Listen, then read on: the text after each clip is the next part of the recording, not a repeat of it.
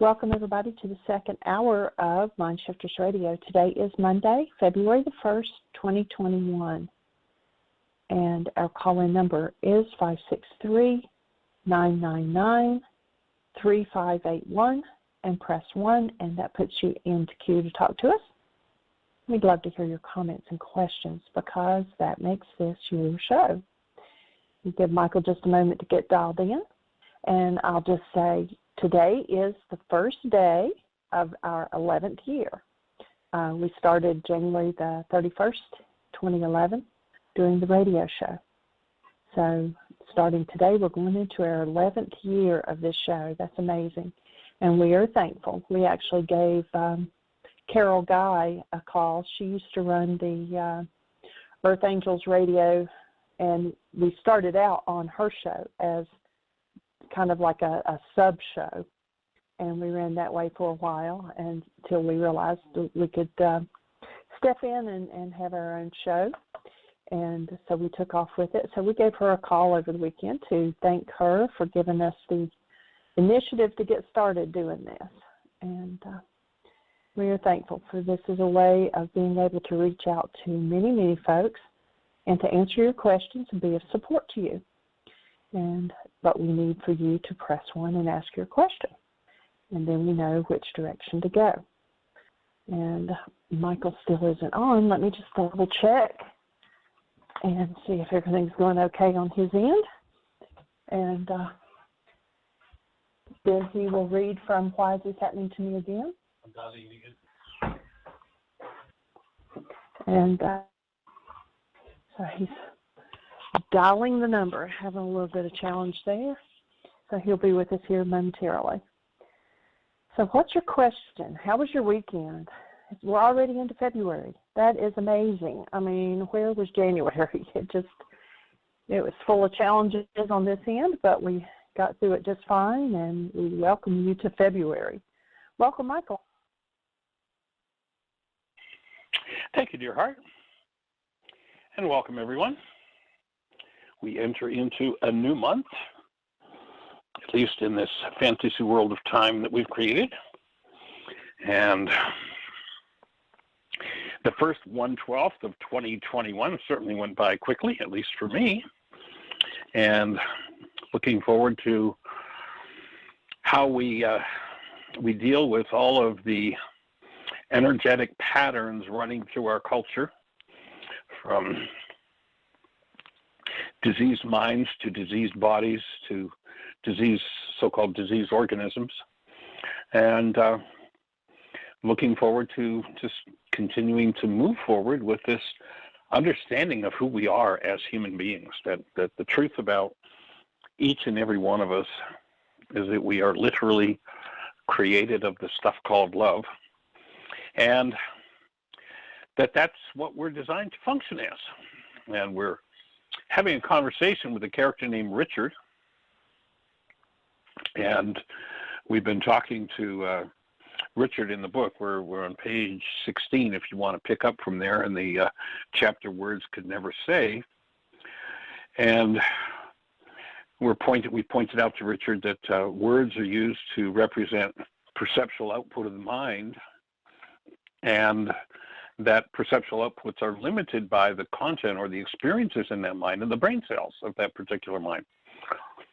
So one person can look at, or pardon me, our language so fouls us. You've never looked at anything. You can't look at anything. It's just not possible. That's the vernacular of the culture. One person stands in front of an energetic experience that emits energy received by the senses, let's say the eye in this case. Information comes into the eye. Now, everybody's been brainwashed into believing you have these two little circles in your head that you look out of, and you see what's going on out there. It's the silliest thing that's ever been said. I mean, it's just plain silly. Yes, the eye is a receiver. Energetic information comes in. Can you see out of that energetic receiver? No. No more than you can see out of your TV antenna. Your TV antenna receives a signal, feeds it to the TV. Your eye receives a signal, feeds it to your brain. The TV reflects a picture. Your brain generates, based upon its content, generates a particular perceptual construct. And that construct is so detailed, we actually think we're looking at it out there, but you're not looking at anything through your eyes. You're looking at the content of your brain, and depending on the brain cells you happen to have for a particular experience, you'll see it one way. Someone else will see something totally, quote unquote, and again, the limitation of language, we'll put the word in quotes. Words could never say the truth of it. But another person will see something different, and still another will see something different altogether.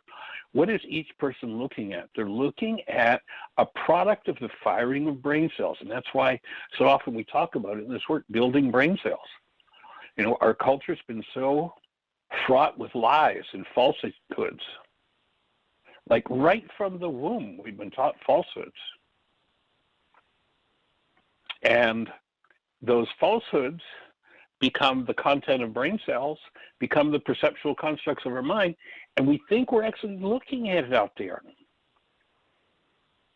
When the fact is, it's all happening in here. It's an internal perceptual construct. And the guidepost for determining that an internal perceptual construct is false is there hostility or fear involved in it? If there is, then you know that what you're quote unquote looking at in your brain is generated from false information. And because we don't yet in large numbers have the brain cells for truth, our words can't even start to approach what the truth is. So that's the conversation we've been having with Richard so far. And Richard asked me the question, well, how can the actuality, how can what actually happened be so different from the way our brain perceives it? And he asked me the question, how do you get around that predicament? The best way I know is, and here we're using an example, we've got a metaphor going of a two-dimensional creature. And the two-dimensional creature only knows length and width. There's no height in her dimension. So we've imagined passing a basketball through her two-dimensional space, and she experiences a basketball as a series of flat planes separated by time, something that obviously is not true. But because that's her experience, if we were to give her language, that would be her language. And her language would limit the way she can perceive, the way her mind can generate perceptual constructs. So I'm explaining this to Richard, and I offer to him the best way I know to persuade the two-dimensional creature to question everything she has been taught and experienced about, is to persuade the two-dimensional creature to question everything she's been taught about and experienced about basketballs. If she can recognize that nothing she's experienced ever happened the way she experienced it, she has a chance of opening to a new perspective. If you can get her to remove every reality ever accepted by her mind and open to a fresh view of basketballs, she might make the leap. So this two-dimensional creature, imagine you've got a flat plane and you put a basketball in it. Well, as you pass it through, you experience the first edge of the basketball first and the last edge of the basketball last. So now with a basketball, there's a first and a last. You and I hold a basketball in our hand. Can we find a first and a last there? No such thing exists. She experiences this series of flat planes. Do any of them exist? No. But because of her limited perception, she experiences it as a construct in her mind. We're offering to you that it's time to question everything that you've ever experienced based in hostility or fear. And when you can question that and start to throw it out, and throwing it out is called forgiveness, then you're going to be able to perhaps make a leap into a different world, into a different experience. If you want to have a look at a video on this topic, there's about a 32-minute video on our Facebook, or pardon me, not Facebook, but our YouTube page. If you go to whyagain, whyagain.org, over on the right-hand side, you'll see all the media links, social media. If you click the Facebook or the YouTube link and just look down and look for the title, What is the World? There's a 2-hour video on that topic that we sell in our DVD catalog, but there's a 32-minute abbreviation of that lesson. So there are some snippets from the 2-hour video in our YouTube channel, but if you just look for that 30 or 32-minute video, then What is the World takes a look at how this world of perception is created and how it's collapsed, how we get lost in the insanity of experience and experiences that we have, but like the two-dimensional creature, never actually happened. They were experienced because we had the brain cells for them and we generated those experiences. So I go on with the conversation with Richard. We spoke of the idea expressed by Einstein that we live in a 4-dimensional world. Are we, as human beings, actually in the position of the 2-dimensional creature? Is our basketball called the world? Are we missing one perceptual dimension? Does that keep us from experiencing the world as it actually is? If so, could we study enough, or do we even have the words about the actual world? Are we required to give up all our experiences from the past in order to step into the truth about life? Becomes the question. What you present is sensible, Richard says, but I don't comprehend the questions. I don't have any answers for them. Just trying to think about what you're saying is bewildering, Richard replied. I ask these questions, Richard, not to elicit answers, but to invite you to suspect everything you think you know or have experienced. Until we accept responsibility and grasp the truth about life, we make up all sorts of realities that are not true. And again, you'll notice that when somebody's making up a reality that isn't true, they're in the state of hostility or fear. Anybody ever, accused you of saying something you never said or doing something you absolutely never did? Most everybody in the audience, when I ask that question, will raise their hand, with a laugh. Yeah, I sure have. Notice that the people who made up realities about you that never happened were in a particular state of mind. Was human life, was love present in those minds who made up those stories about you? No. It was always a mind in some form of hostility or fear. Hostility or fear is a signal that we're living in a lie. We're living in the product of the firing of brain cells instead of in the actuality of the moment. Many people live in a perceptual world that contains reference points to the actual world, but at the same time is void of the truth about actuality.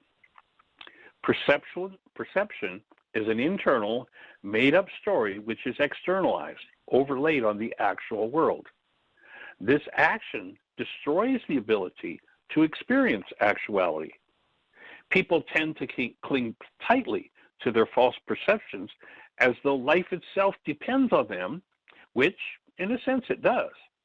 The false life lived by most people is dependent on keeping the truth hidden. Hence, truth is its greatest enemy. This sets up an insane cycle. Truth is required to experience love and happiness, and if truth is not allowed, love and happiness are impossible. When we deny truth, we engage in the insanity cycle and we inflict pain on ourselves and miss out on the gifts life is offering us. Feelings are the feedback mechanism that tell us if we're in accord with or out of step with truth. And then we have a key thought in the book. We're on page 18 if you just joined us and you want to catch up. Now that the truth has been told, there's room for real love. That quote comes from a movie, or pardon me, it wasn't in the movie. They changed the line in the movie, but it comes from a play. It was called Mass Appeal. It's a play that I saw in Florida, 30 years ago. And it was at a playhouse there. I went to see it one night, and this one line was so powerful in the context in which it was delivered The play was actually in town for one more night. I went to the box office and bought tickets for the next night to come back and watch it again. And in short, the story is about a young man who's kind of done everything in life. He's been on the bottom, he's tried it all the low life tricks you can think of. And he finally decides, he wakes up and he finally decides he wants to be a priest. So he goes to seminary, he gets accepted, but, he's not like most of the other seminarians. This kid is going for it. Nothing stops him. He asks questions. It doesn't matter how embarrassing they are, how, deeply he gets into people's faces. He's going for it. And there's an old priest who's watching him and kind of admiring the kid, but the old priest talks about how, he's got his parish and, they know what kind of wine he likes and they know what kind of size sweater he wears and, they take care of him. And he has this fear that if he ever offends the archbishop, he'll get sent off to the wheat fields of Kansas for his retirement. So he's pretty careful. But he watches this kid and kind of admires him from a distance. But the kid just gets in everybody's face and once too often gets in the archbishop's face. And the archbishop's talking to a group of people about how he's going to get rid of him because he's just a pain. The old priest approaches the archbishop and says, wait a minute, I've been watching this kid. He's going to make a good priest. You can't get rid of him. So the archbishop says, fine. You take him under your wing. Keep him out of my hair. If you can keep him on track, then he can stay. So the old priest does his best, but this kid isn't going to slow down. And one of the scenes, he's teaching the kid about delivering a sermon and how you've got to be careful what you say, and there's certain signals that happen in the congregation if you're getting too close to people's issues. People start to cough and shuffle, and if that starts to happen, you need to flip into one of your stock sermons because you're getting too close to people's truth, and the collection will go down if you do that. So he demonstrates to the kid, and the kid is finally delivering one of his big sermons, and he just gets right in everybody's face. And the archbishop said, "You're out of here, kid." And the old man appeals to the archbishop, but there's no room for it. There's no way this kid's getting kicked out. And it's the last Sunday. The kid's at the back of the church. His bag's packed. He's leaving, and the old man gets up to speak. Pardon me, no, it's 2 weeks before the kid's leaving. And he gets up to speak, and he's going to just lay it out for the congregation and get the congregation to put pressure on the archbishop to keep the kid in the seminary. And you see the old priest standing up there, and I remember he's afraid of being sent off to the wheat fields of Kansas, and he starts to get into this, the truth about this kid. His name's Mark Dolan, and all of a sudden, all these earmarks that he taught the kid about earlier, that you're getting too close to what people don't want to deal with, the coughs and the sputters and the shuffling and all of that. And you can just see him, the guy played it so powerfully, and he just breaks down and flips into one of his stock sermons and lets the issue go. The next week, the kid is, leaving, his bag's packed, he's at the back of the church, and he's going to, listen to his last sermon and be gone. And as, the old priest is getting in to the end of one of his stock sermons, and the kid picks up his bag and he's getting ready to walk out. And once again, you see the stress build, only this time he goes in the other direction. He just blasts the congregation. He just lays out the simple, straightforward truth. Here's what's going on. And then he delivers this line.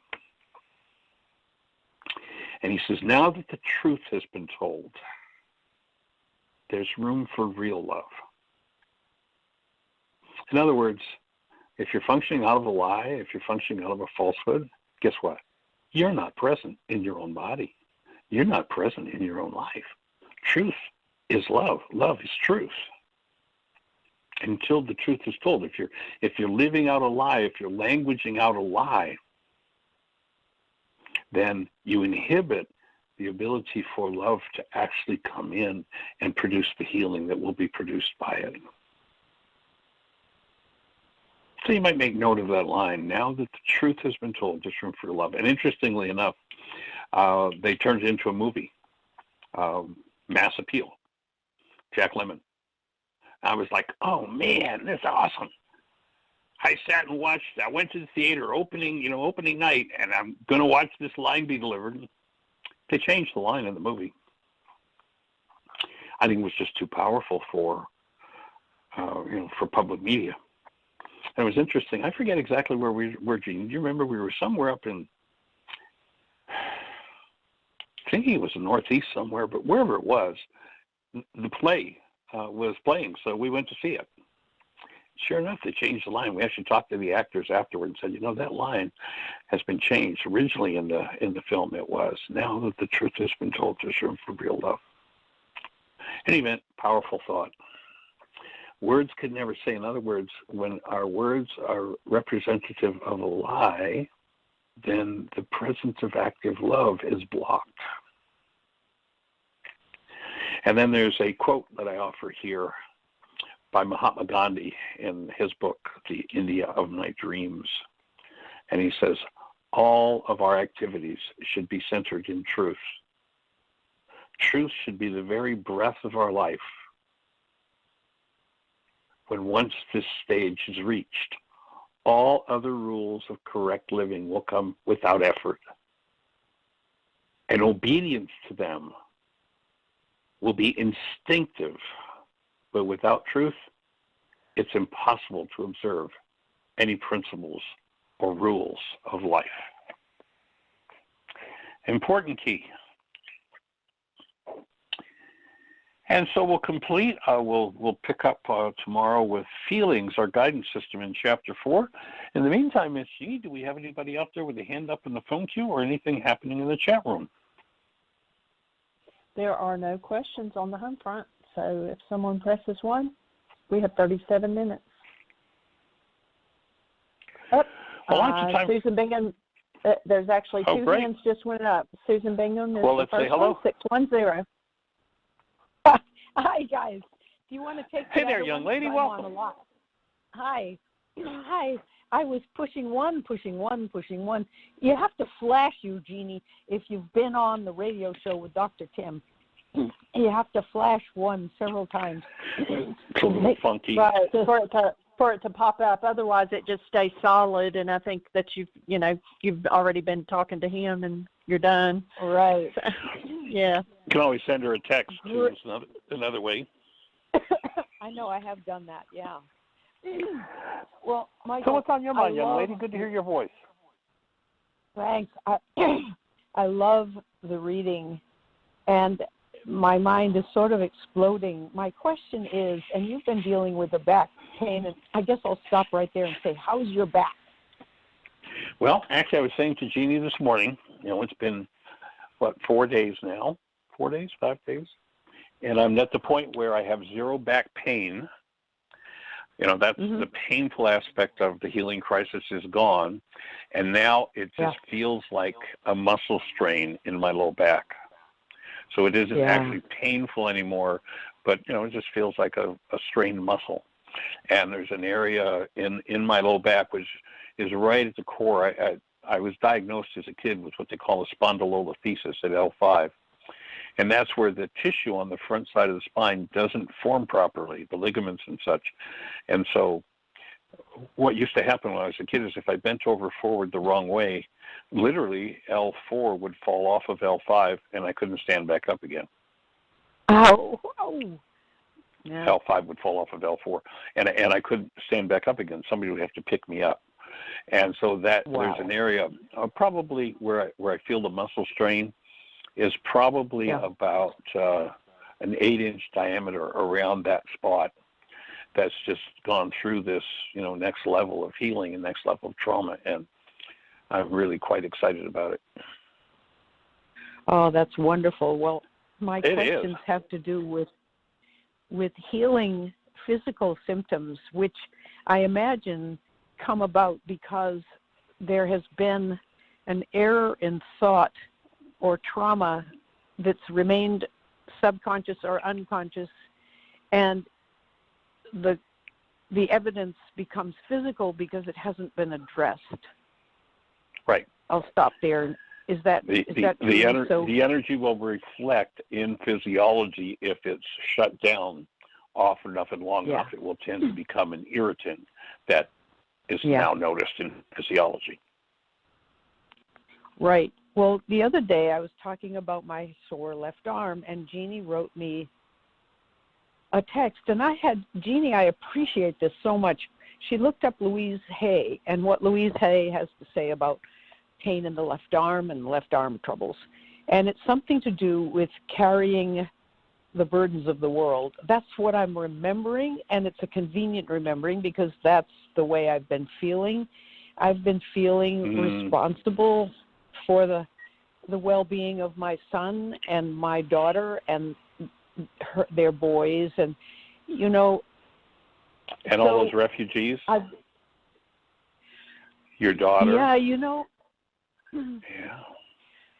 Could be, but the thing is, it's worse. And I've been doing worksheets, and it's gotten to the point where today when I was teaching, I just had to stick my arm down by my side and say, don't look at this arm at all. It's not functioning today, and teach the class with one arm up and down inside. Right. And it's acute, and I'm seeing this energy worker. So I'm telling myself that, I'm telling myself this is a healing crisis, but I don't trust it. I'm thinking, I have these voices. It's not going to get well. This is permanent. Yeah. Yeah, I hear you. Yeah. I understand. And like this low back thing that I'm going through right now, I mean, I had back pain all my life until about 11 years ago. For the last 11 years, I have had not one scintilla of back pain. And then this healing crisis, when I touched into that thought, started to move through that part of my spine. And here's my offering, is as you experience that, you'll come to trust it. But, of course, it's just a story at first because, what's the world tells? Oh, you have pain. Oh, well, it's going to get worse. Oh, you better get treated. Oh, you need some drugs. Oh, you better get somebody. You better. You're not capable of dealing with this yourself, and it will never heal because, when things like that happen, especially when you get older, they're going to get worse. I mean, that's the conversation of the world.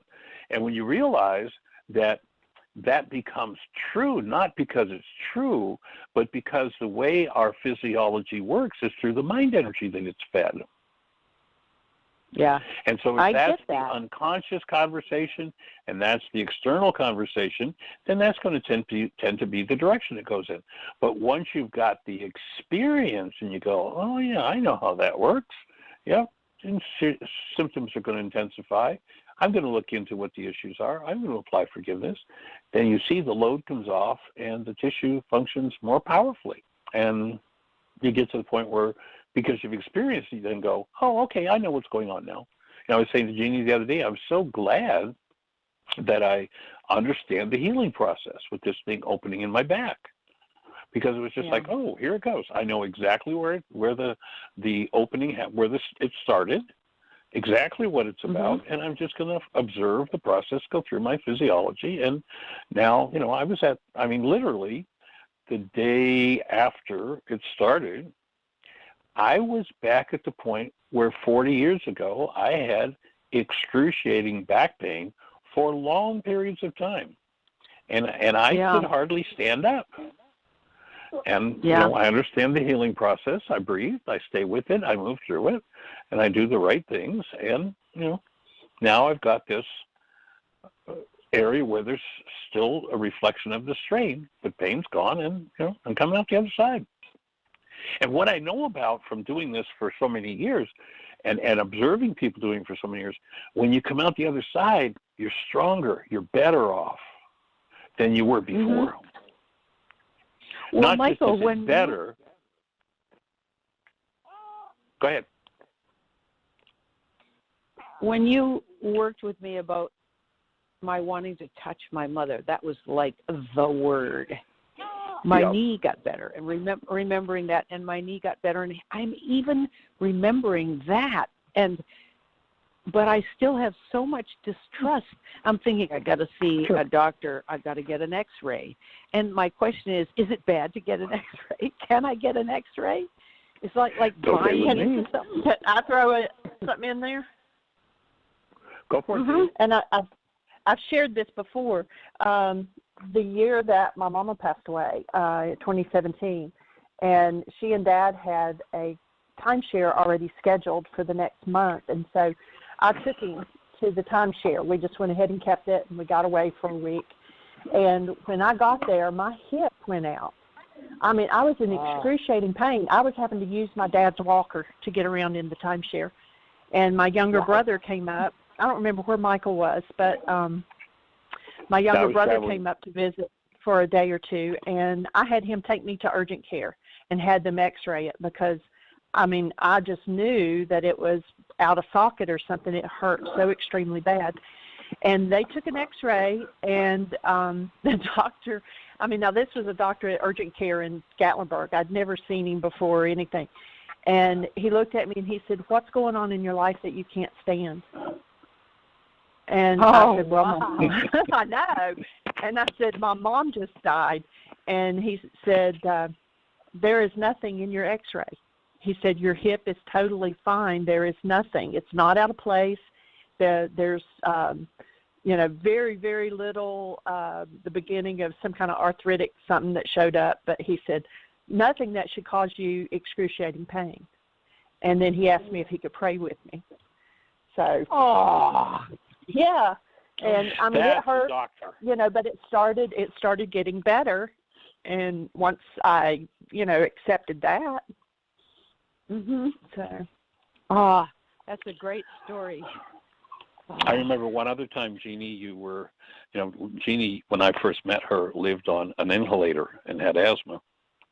And we worked on that issue, worked on it. And I forget where we were, but I remember you laying on a couch somewhere, and you were like, "I'm ready to go to the hospital." It's like, "Honey, you're in a healing crisis. Just take a look. You've been doing the right things. We're moving." We did a little bit of energy field work, and boom, the load was lifted from her lungs. Wow. Remember that one? Yeah. Yeah, and that was when we were in Costa Rica, and the side pleurisy came back up.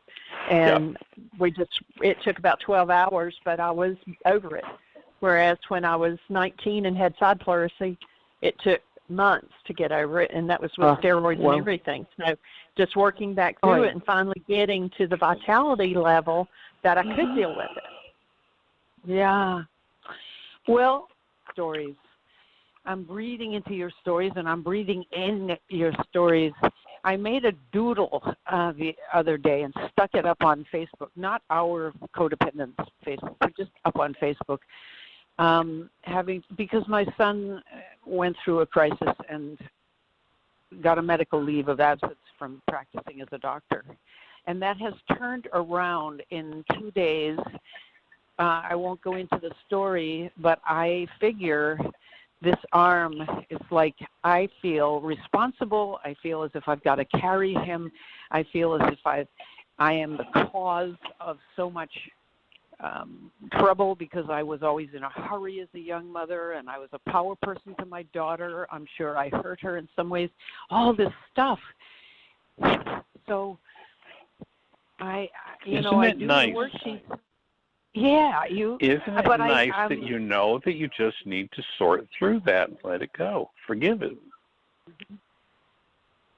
Yeah. You don't have to suffer from old age. Old age has nothing to do with time. It has to do with carried trauma. Notice there are people in their 90s that are still, in fact, one of the things we often do with Jeannie's dad is we watch, on YouTube, we watch America's Got Talent. And there's these two men that come on America's Got Talent. One of them is, I may be off on their ages, but one of them is 78 and the other one's 88. And this 78-year-old man throws this 88-year-old man around and up in the air, does acrobatics with him. He's standing on him. I mean, it's incredible. And most people at 78 and 88 are, well, I'm old and falling apart and decrepit and dying. What are you talking about? Throwing each other around like as acrobats. Yeah. And so if time, there's a story about the guy who goes to the doctor and says, "Doc, my right knee, my right knee, my right knee. I just, what's wrong with it?" Doc looks at him and says, "Well, it's just getting old." He says, "But Doc, it's the same age as my other one." Right. That's a good point. It's got nothing to do with time. It's got to do with the energetic patterns we allow into the system. And when we're willing to open to And process, so remember the definition of processing is actually hold love conscious, active, and present. While I bring that which doesn't belong up to the surface, then the active presence of love literally dissolves those energetic patterns. Mm. And using occurs instead of aging. Mm-hmm. And if I were you, I'd make sure that I put the arm that's creating that's in pain, I'd be putting that hand in the avicen and letting yourself be with that and let those energetic patterns go. That'll just open it on a whole other level, physical forgiveness. Well, I've been months in the avicen with that arm, and so far, I don't notice improvement. I notice Well, I noticed you're in the middle of a healing crisis with it, so it'll be interesting to talk about it in a few days as you keep working around that issue. Okay. All right. There's a woman who she actually hasn't been to Heartland in about 20 years, but over a period of 4 or 5 years came to Heartland several times. She lives in Chicago. And she wrote to me the other day, she's been using the avicen now for 12 weeks. And she is 78, and she has post-polio syndrome. When she was a kid, she had polio. She's had 4 joint replacements. She had a shoulder that was in so much pain that she couldn't lift a glass of water to drink it. On a scale of 1 to 10, she was at a level 10 pain all the time, constantly. Goes to doctors, does x-rays. This is bone on bone. There's no cartilage left. We're going to have to replace your shoulder. She's had 4 joint replacements so far because of post-polio, and they're going to do this one. Oh, my God. 12 weeks, 0 pain, lifting a glass of water to drink it, and using the arm. And in the process, in that whole time period, she was packing her house and moving. She just wrote me this testimonial about a week and a half ago, 2 weeks ago. Wow.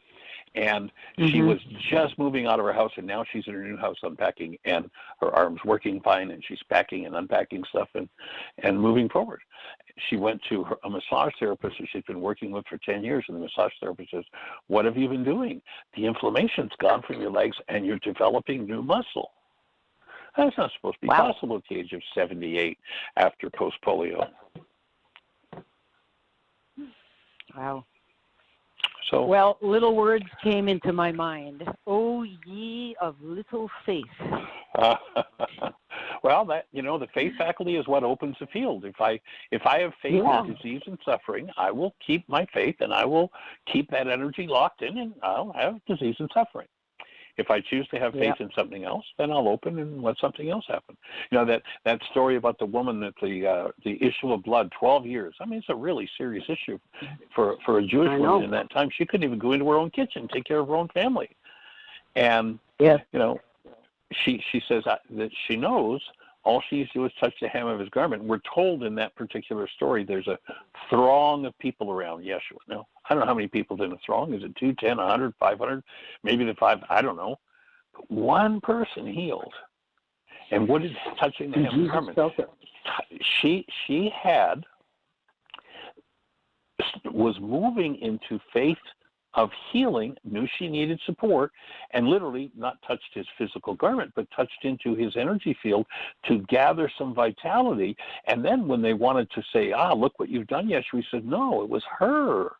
It was her that did it. Yeah.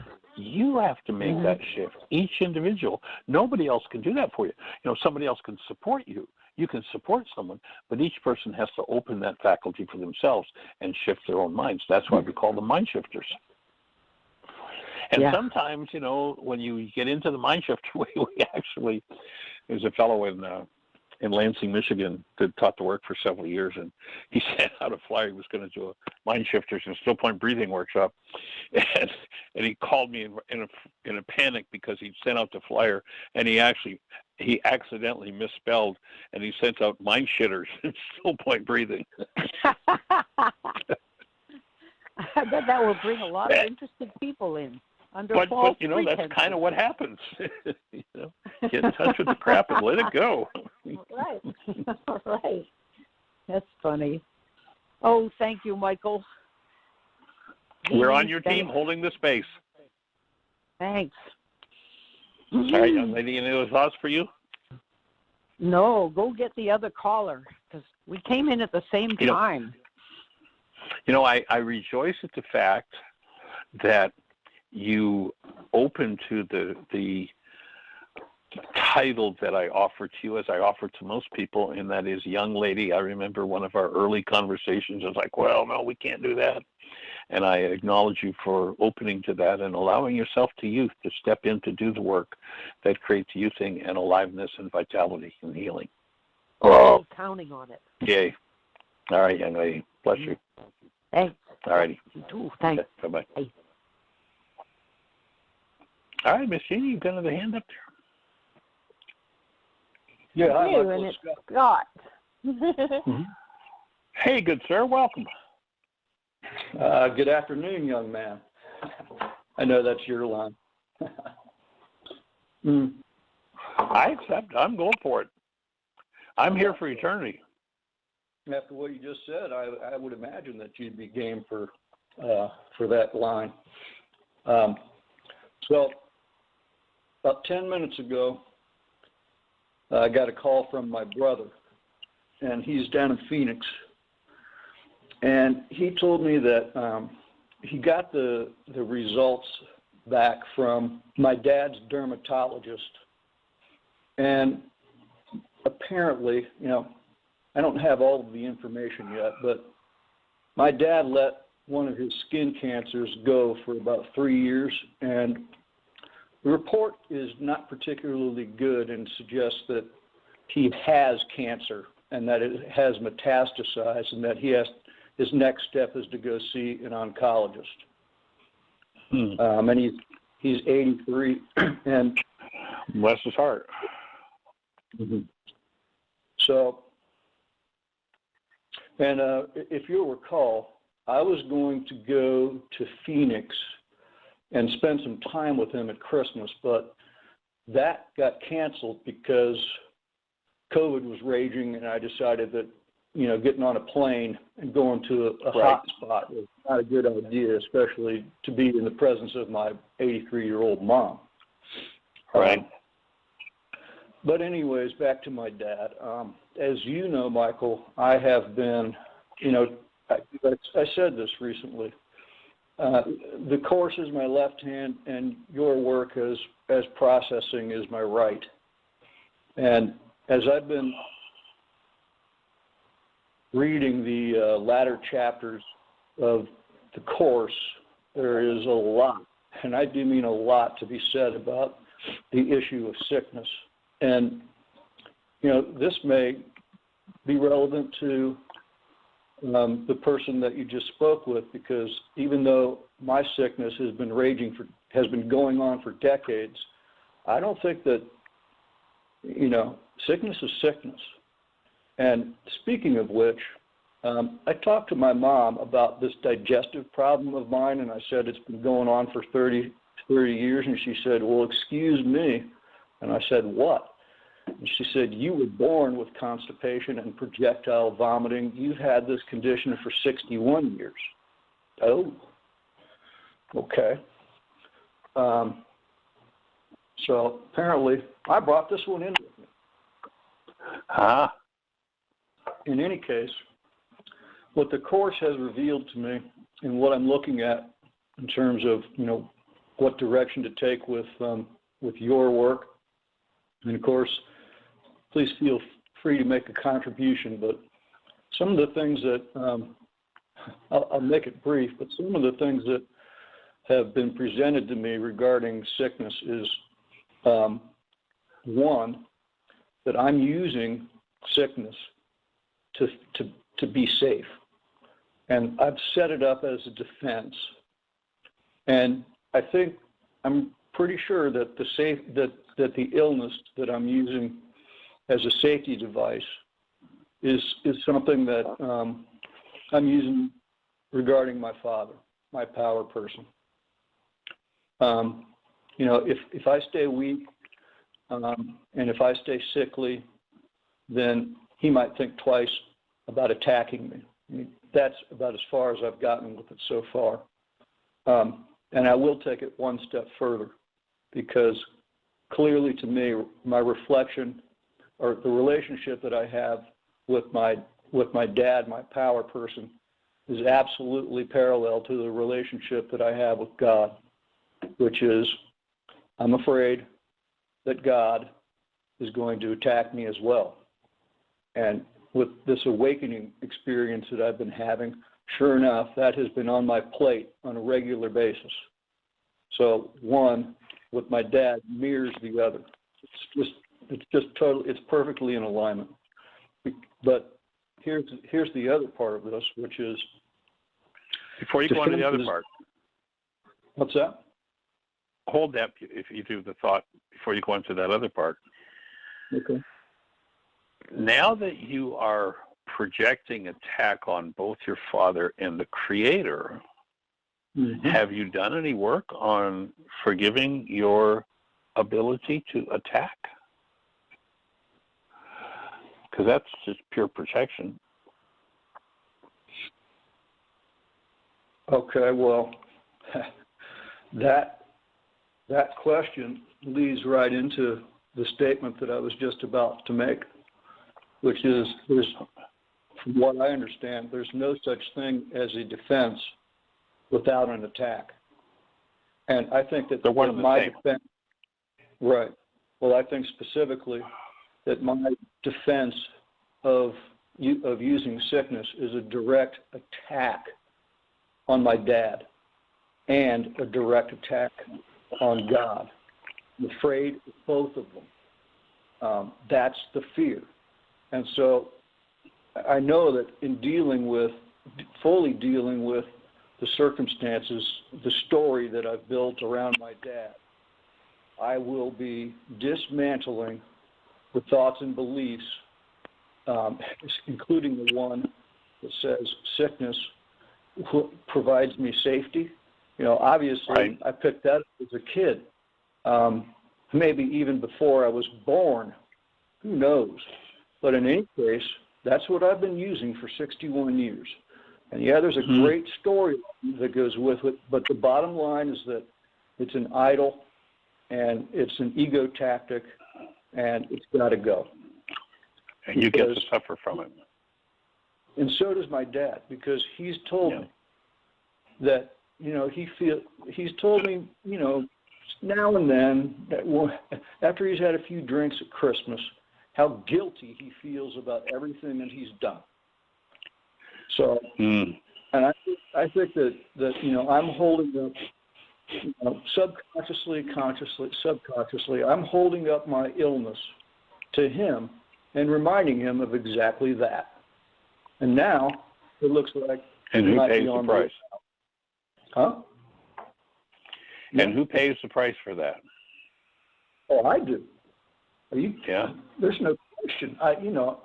Right now I feel like hell warmed over physically, so I pay the price for it every day.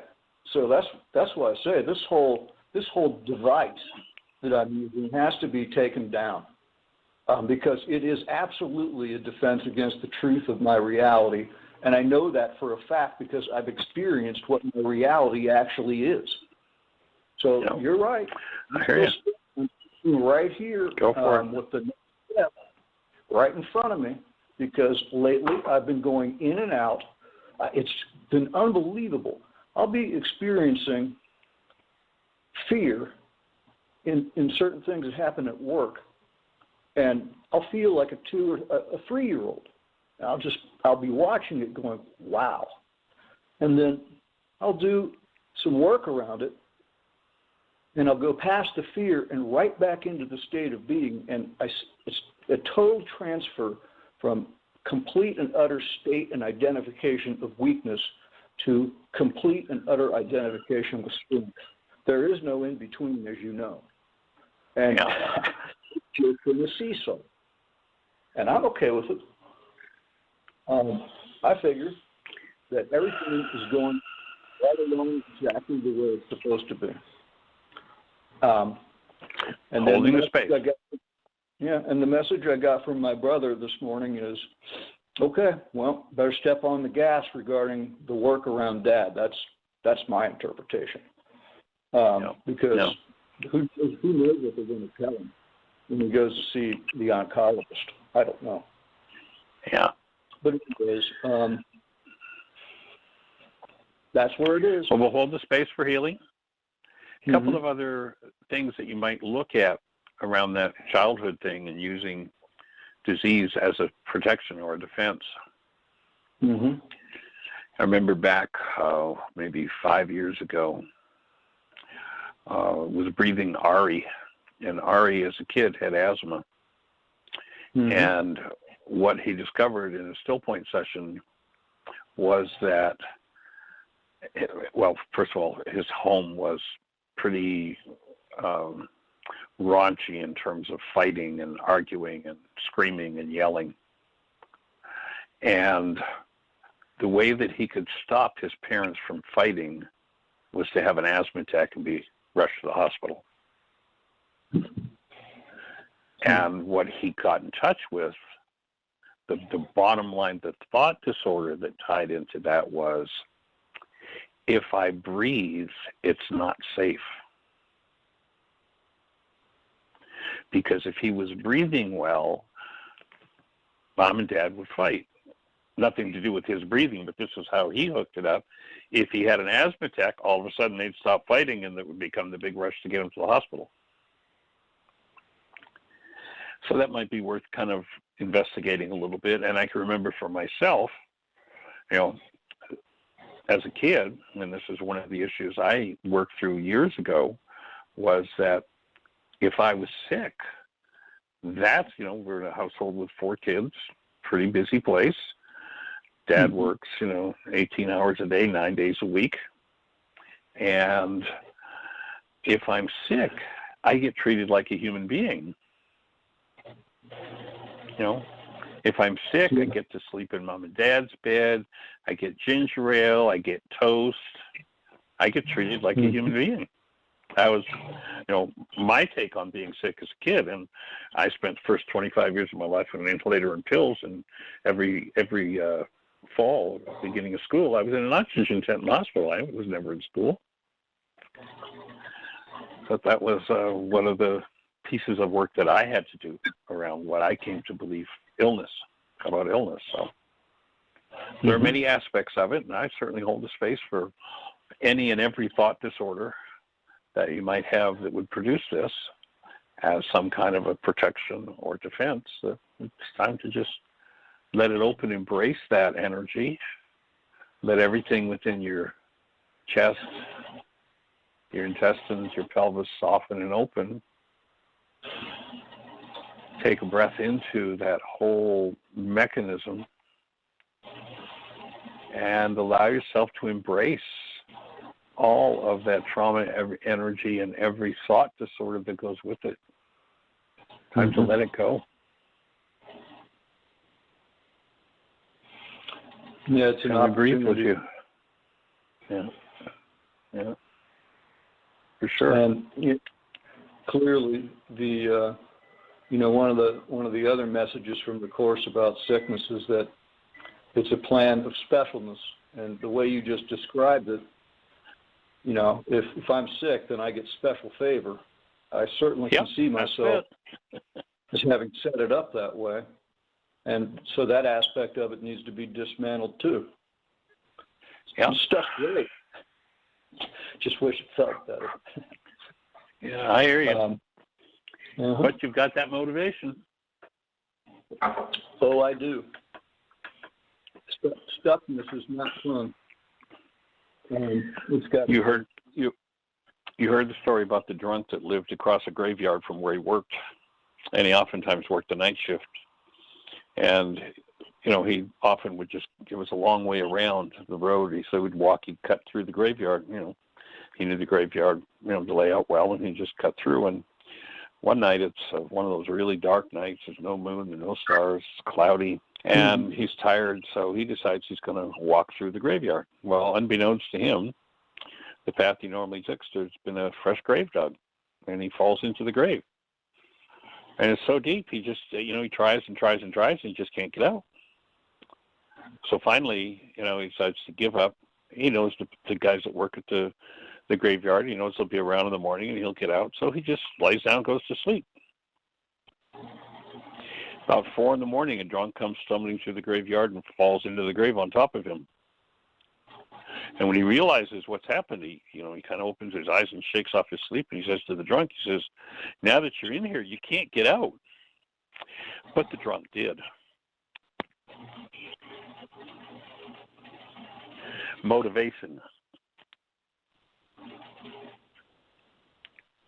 The drunk did. Now that you're in here, you can't get out, but the drunk did. I get it. Cool. Uh-huh. All right. Well, sir, anything else on your mind? No, that's just about it for now. Awesome. Well, good work. Good work holding the space. All right. Thanks, blessings. Take care. All righty. All right, bye. Bye-bye. All right. Well, Miss Jeanie, we've got about 4 minutes left. Do we have anybody else in the phone queue with a hand up? No, we do not. Nene had her hand up, but she's usually she'll just take a few minutes, like when she's on lunch break or something, and Right. and so she must have had to go. But I did, just for anybody who has someone that speaks Spanish, over the last week, she has sent me 3 different worksheets that she's translated into Spanish. So the Spanish page on the website is expanding. Awesome. And, so anybody that speaks Spanish might want to go out there and check that out. Yay. That's cool. And anybody, just as a request, our objective here is to literally provide this work as freely as we can to every mind, heart, and being on the planet. You can take a look on our website and you'll see that the book is there free in English. It's there in German and Spanish and Swedish. Well, pardon me, it's not free in Swedish. The Swedish publisher would not let us give it away. They were afraid they'd lose money in publishing it. So you have to buy the book in Swedish. But Farsi, there's part of it's in Thai, Russian. So if you are inclined to take any part of the work, the commitment, the worksheet, the whole book, it's in Danish. What is it? About 2 years ago now, Jeanie, you got an email from a man in Holland who wrote and said, "I found your book online free. I read it, did worksheets, changed my life. Here's the translation in Danish." So that's on the website now too. So if anybody's out there that you'd like to make a contribution and support the work expanding, there's a way to do it. Translate it. And we've just started our second online Codependence to Interdependence Communication Practicum. We'll be doing our second session on Wednesday. If anybody wants to catch up, there's just a week of work to catch up on. It's a 14-week online Codependence to Interdependence Communication Practicum. It'll by the time the course is finished, there'll be access to approximately 88 hours of video, permanent access, so that you can review the material, the process work. So if you're interested, give me a call if you've got my cell number. If you don't, drop Jeanie a note with your cell number or your phone number. And Jeanie's email is jeanie@whyagain.org. In the meantime, have the best year yet.